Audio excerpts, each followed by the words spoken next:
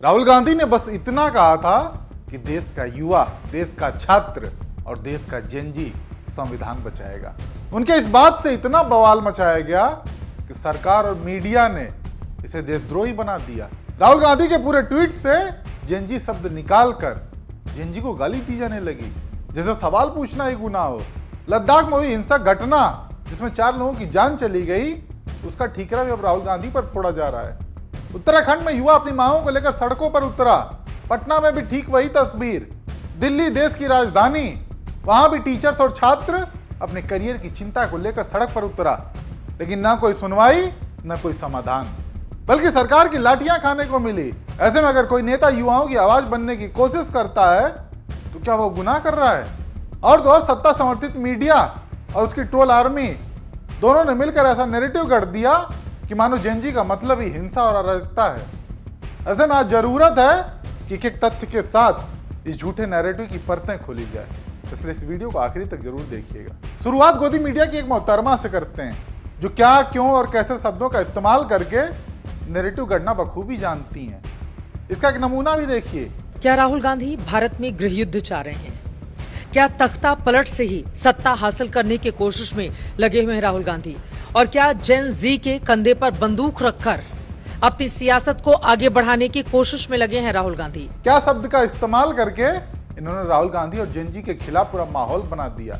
हालांकि ऐसे में कुछ दर्शकों ने भी इनसे इसी अंदाज में सवाल कर दिया कि क्या चित्तर त्रिपाठी पत्रकारिता के नाम पर कलंक है? क्या चाटुकारिता से ही रोजी रोटी कमाती हैं? क्या भाजपाइयों को कवर फायर देकर गोदी मीडिया होने का प्रमाण देती हैं? लोगों ने इनके एजेंडे को तुरंत हाथों हाथ लिया, क्योंकि जेनजी इन लोगों की सच्चाई जान चुका है और इनके झांसे में नहीं आ रहा है। इसलिए बौखलाहट में जो इनसे सहमत नहीं होता उसे देशद्रोही ठहराने में जुट जाते हैं। अब इस दूसरे महारथी को भी सुन लीजिए, सेम पैटर्न इसका भी। जब राहुल गांधी ने आज जेन जी का जिक्र किया और अपने वोट चोरी वाले सियासी एजेंडे में इसको जोड़ा, तो लोगों ने सवाल उठा दिए कि आखिर राहुल गांधी का असली मकसद क्या है? क्या वो जेन जी को भड़काना चाहते हैं? वो भारत में नेपाल जैसा हाल बनाना चाहते हैं क्या? क्योंकि इंडी गठबंधन के कई नेता पहले ही खुलकर नेपाल और बांग्लादेश जैसे हालत भारत में होने की बात कर चुके हैं। चित्ता त्रिपाठी ने तख्ता पलट की बात की थी और ये महोदय नेपाल जैसी हालत की बात करने लगे। क्या अपने देश में भी नेपाल जैसे हालात होंगे? एक तरीके से तो भड़काने की कोशिश ये लोग कर रहे हैं, लेकिन क्या शब्द का इस्तेमाल करके इतनी चालाकी से करते हैं कि नैरेटिव भी चला लेते हैं और कोई कार्रवाई की बात आए तो उससे भी बच सकें। बाकी इनके खबरों का तथ्य से तो कोई दूर दूर का नाता ही नहीं रहता है तो बस एजेंडा और नैरेटिव। अभी नहीं देख लीजिए। 8 को नेपाल में दंगा तख्ता पलट, 10 तारीख 2 दिन बाद भूख हड़ताल शुरू, 18 सितंबर 2025 क्या हुआ था सोचिए। हाँ, लिखा हुआ है। राहुल गांधी का वो जेनजी वाला पोस्ट आ गया। 8, 10, 18 उन्होंने भारत के जेनजी जो है वो संविधान बचाएगा वो सारा किया। फिर आगे बढ़िए, 6 दिन बाद 24 सितंबर को लद्दाख में हिंसा भड़क गई। 24 सितंबर 8, 10, 18, 24 ऊपर देखिए, उधर लद्दाख हिंसा भड़क गई। फिर 24 सितंबर को ही लद्दाख में हिंसा भड़काता हुआ एक कांग्रेसी नेता पार्षद, वो वीडियो कांग्रेसी पार्षद, अभी तक कांग्रेस ने डिनाई नहीं किया। डिनाई कहां से करेगी? हाथ में हथियार है, इतना बड़ा कांग्रेसी पकड़ा गया, वो भड़का रहा था, हाथ में इतना बड़ा हथियार था। ठीक आज 25 को क्या हुआ? शुरुआत कहां से हुई थी? 8 तारीख को नेपाल में तख्ता पलट से होते होते आज 25 तारीख, आज क्लोजिंग क्या हुई है? नेपाली पकड़े गए। लद्दाख हिंसा में नेपाल के लोग पकड़े गए। अब ये क्रोनोलॉजी 8 तारीख, 10 तारीख, 18 तारीख, 24 तारीख, फिर 24 तारीख और आज 25 तारीख। एक पूरा नैरेटिव सेट करने के लिए यहां वहां की तारीख जोड़कर क्रोनोलॉजी समझा रहा था और इसके लिए फेक न्यूज का सहारा भी लिया। बता रहा था कि कांग्रेस का काउंसलर लद्दाख प्रदर्शन में था, उसके जरिए कांग्रेस को जिम्मेदार ठहराने लगा।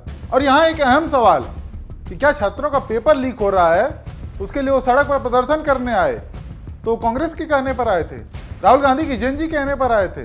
दिल्ली में जंतर मंतर पर हाल ही में जो टीचर्स और स्टूडेंट का प्रोटेस्ट हुआ था, जिसमें अमित शाह की पुलिस ने लाठियां बरसाई, वो क्या राहुल गांधी के कहने पर आए थे? तब तो राहुल गांधी ने जेनजी शब्द का जिक्र भी नहीं किया था। तो फिर अब अगर देश में कोई घटना होती है तो उसे किसी से जोड़ना ये कहां तक लाजमी है? बाकी बात रही जेनजी शब्द का जिक्र करने की, तो ये तो मोदी जी राहुल गांधी से पहले ही कर चुके हैं। लेकिन मोदी जी ने जब जेनजी बोला तो उसे ऐसे प्रचारित किया गया कि देखो देखो हमारे देश का जेनजी कितना समझदार है। लेकिन आज वही जेनजी, वही युवा अपनी परेशानियों को लेकर सरकार से सवाल कर रहा है तो उसे हिंसक बताया जा रहा है। उसकी पूरी परिभाषा ही बदली जा रही है। बाकी इस महाशय का सुनिए, ये तो युद्ध तक चले गए। कांग्रेस जब देश के अंदर में गृह युद्ध करवाना चाहती है, आरजेडी के लोगों ने भी यही विषय उठाए थे जिस समय नेपाल में घटना घटी थी, बांग्लादेश में घटी थी, और जिसका दुष्परिणाम हुआ। राहुल गांधी ने इतना भड़काया लोगों को कि लेह के अंदर जो घटना घटी वो उसी का दुष्परिणाम है। ये राहुल गांधी, तेजस्वी यादव, आई लव मोहम्मद के भी और पीछे खड़े हैं। सोचिए, इन्हीं के कहने के अनुसार 70 साल तक देश की सत्ता पे काबिज रही, उसके 70 साल में गृह युद्ध नहीं हुआ। लेकिन अब जब सब कुछ इनके हाथ में है तब गृह युद्ध होगा, और इसका भी जिम्मेदार विपक्ष होगा। क्यों? क्योंकि इनके मुताबिक राहुल गांधी देश के युवाओं को, जेन जी को भड़का रहे हैं। ये महाशय बीजेपी के सांसद हैं, गिरिराज सिंह। बात आई लव मोहम्मद पर कर रहे थे, जिससे राहुल गांधी का कोई कनेक्शन नहीं, उसे भी राहुल गांधी से जोड़ दिया।